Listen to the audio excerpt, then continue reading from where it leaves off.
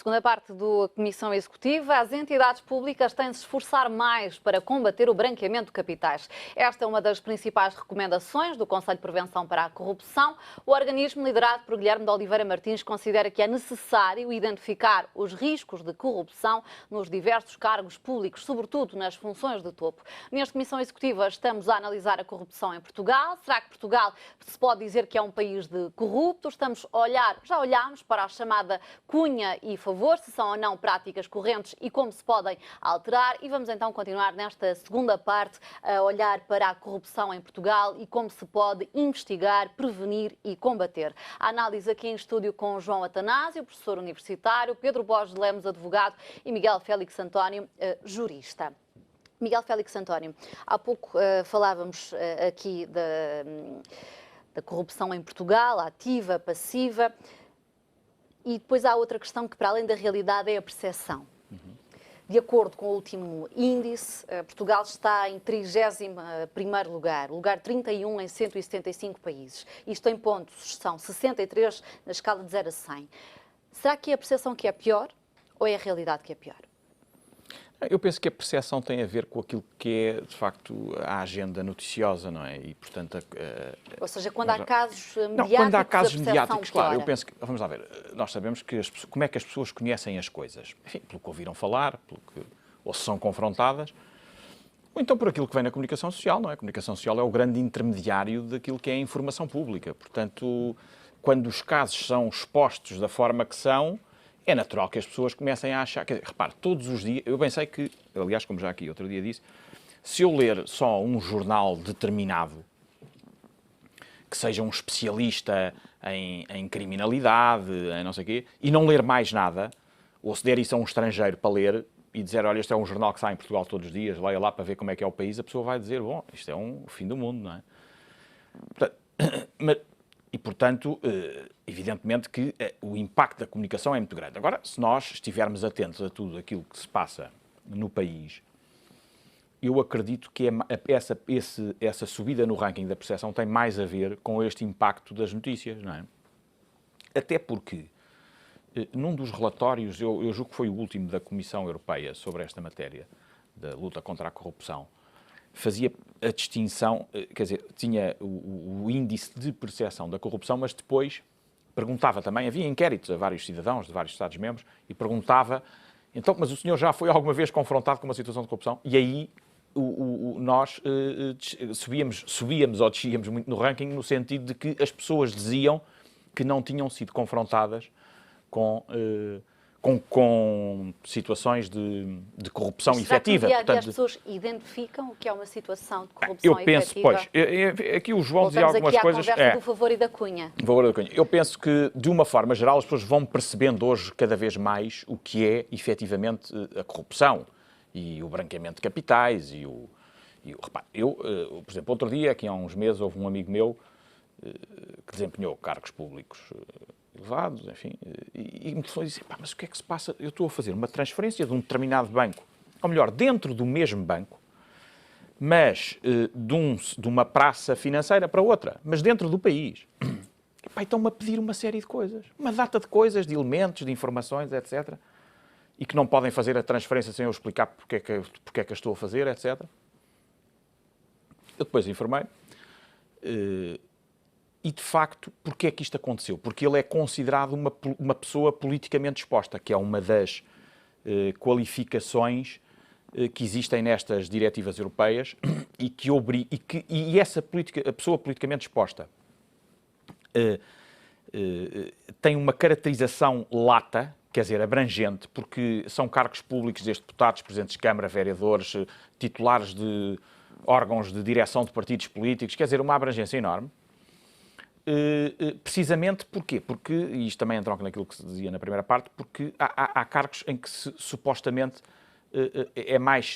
haverá mais possibilidades, pela natureza das coisas, desses detentores desses cargos estarem confrontados com situações de corrupção.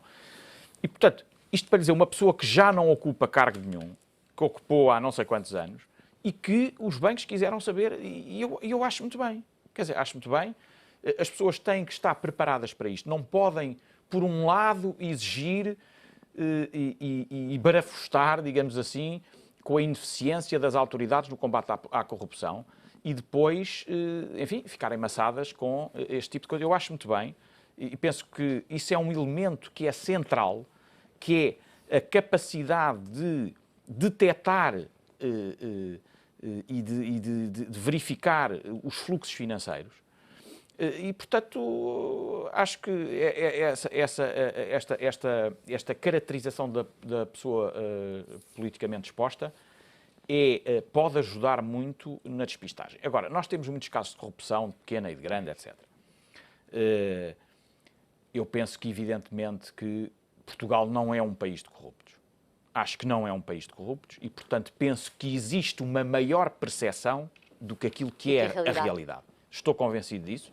Aliás, por outro lado, estas situações que são do conhecimento público, por outro lado, também mostram, e eu acho que isso é importante porque também muitas vezes se diz não conseguimos combater a corrupção, isto é um mal, e é um mal generalizado e tal, mas eu penso que estas situações evidenciam que os mecanismos que temos ao nosso dispor estão a funcionar. Isto é muito mau que haja antigos governantes que já foram condenados, outros que estão em processos que conhecemos, etc. Mas, por outro lado, eu tenho que dizer que me congratulo com o facto de ser possível chegar a estes pontos e de os processos fazerem os seus caminhos. Porque o pior que poderia haver, e que eventualmente até poderia ser muito agradável para as pessoas, era não haver conhecimento disto e, portanto, as pessoas até acharem que não havia corrupção em Portugal. E são caminhos... E, portanto, Marta, deixa-me só dizer, e, portanto, nós até poderíamos estar num índice de percepção da corrupção muito melhor do que estamos hoje. Mas isso não me satisfaria. Porque, e poderia não corresponder à realidade. E não corresponder à realidade mesmo. Portanto, eu penso que, enfim, e todos estes inquéritos têm que ser vistos com as precauções devidas, como as sondagens, etc., mas são indicativos e, de qualquer forma, penso que nós temos legislação hoje, quer nacional, quer comunitária, temos legislação, temos mecanismos operacionais de combate a este tipo de crimes e, portanto, penso que estamos no bom caminho e não seria muito apocalíptico no sentido de dizer, bom, estamos submergidos num país de corruptos, os políticos são todos corruptos, os banqueiros são todos corruptos. Eu não tenho essa visão. As generalizações são sempre perigosas. São perigosas. E às vezes injustas. Marta, mas são perigosas, além de serem perigosas, eu penso, estou convicto que não correspondem à realidade. João Atanásio, como é que se constrói um processo de corrupção, sendo que, segundo o diretor do TCIAP, regra geral, um crime sem vítima, entre várias outras dificuldades possíveis? Pois... nós já temos comentado aqui muitas vezes entre nós em programas que não têm nada a ver com isto. É um crime difícil de provar. Que é um crime muito difícil de provar. E, portanto, vou tentar dar um exemplo para as pessoas que nos estão a ouvir e que gostam deste tema perceberem um bocadinho melhor. Neste momento, por exemplo, nós temos, e já falámos disso várias vezes, temos um ex-primeiro-ministro que está em prisão preventiva com indiciação de corrupção, para além de branqueamento de capitais e de fraude fiscal, e a maior dificuldade que se coloca ao Ministério Público, em termos de prova, é o crime de corrupção. E, portanto, nós podemos, em abstrato, independentemente de todos sermos pessoas informadas e de todos termos a nossa percepção, nós podemos, em abstrato, acreditar que qualquer um de nós gostaria de ter determinado tipo de amigos mais generosos, mas que o Primeiro-Ministro pode ter, o ex-Primeiro-Ministro pode ter tido, ou pode ter amigos bastante generosos, que estão disponíveis para o ajudar em grandes quantias. Mas isso, em si, mesmo que se prove que houve fraude fiscal e mesmo que se prove que houve branqueamento de capitais, só por si não se consegue provar a corrupção, porque aquilo que tem que haver é preciso haver uma confissão.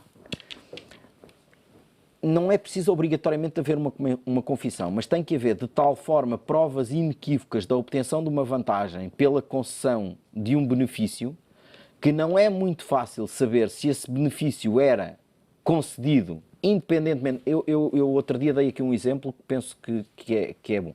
Eu tive num cargo público, nunca fui ministro nem secretário de Estado, mas estive num cargo público durante 2 anos na minha vida. E durante esses 2 anos lidei com centenas, milhares de pessoas e nunca nenhuma, posso dizê-lo abertamente, nunca nenhuma me tentou corromper, o que eu acho que é uma coisa positiva.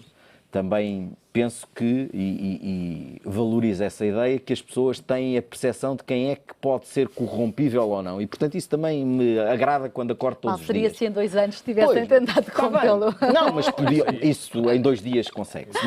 Mas Marta, aquilo que eu queria dizer era basicamente isto. Eu acordo todos os dias feliz com a ideia de que transmito às pessoas com as quais lido e que me conhecem que, teoricamente, sou uma pessoa não corrompível e por isso é que não me tentaram corromper. Mas isto só para lhe dizer, várias pessoas se me dirigiram, e daí esta distinção que se tem, várias pessoas se me dirigiram a dizer, eu tenho aí, está aí um processo parado há não sei quanto tempo, vai demorar muito tempo a ser decidido, há alguma coisa que nós possamos fazer para complementar o processo para essa decisão ser mais célere, e isto eu acho perfeitamente normal. É a ligação entre a administração pública e os decisores e os cidadãos.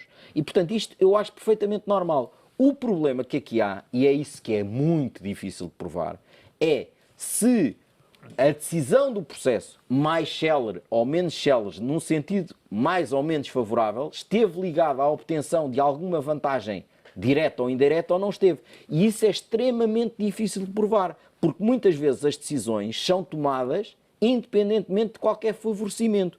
E essa ligação entre o benefício e a decisão é que é muito difícil. Por isso você diz-me, só em caso de confissão, obviamente em caso de confissão, ou em caso de provas inequívocas, de provas documentais, é muito difícil a prova testemunhal. A prova testemunhal normalmente tem muito menos força. E mesmo a obtenção de provas, casos, que muitas vezes são descobertas exatamente, muito depois de terem acontecido. Exatamente. Pedro Borges Lemos, há pouco, aqui durante o intervalo, falávamos informalmente, dizia que é muito importante que sejam os próprios bancos a relatar as situações, mesmo os advogados, e depois frisou aqui um aspecto que é o segredo profissional dos advogados. Esse poderá ser um impedimento para que estas situações sejam denunciadas?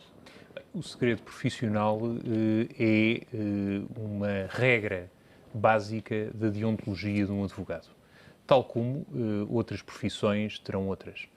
E, na prática forense, um advogado está sempre, obviamente, obrigado a guardar sigilo relativamente às informações que lhe são dadas a título profissional.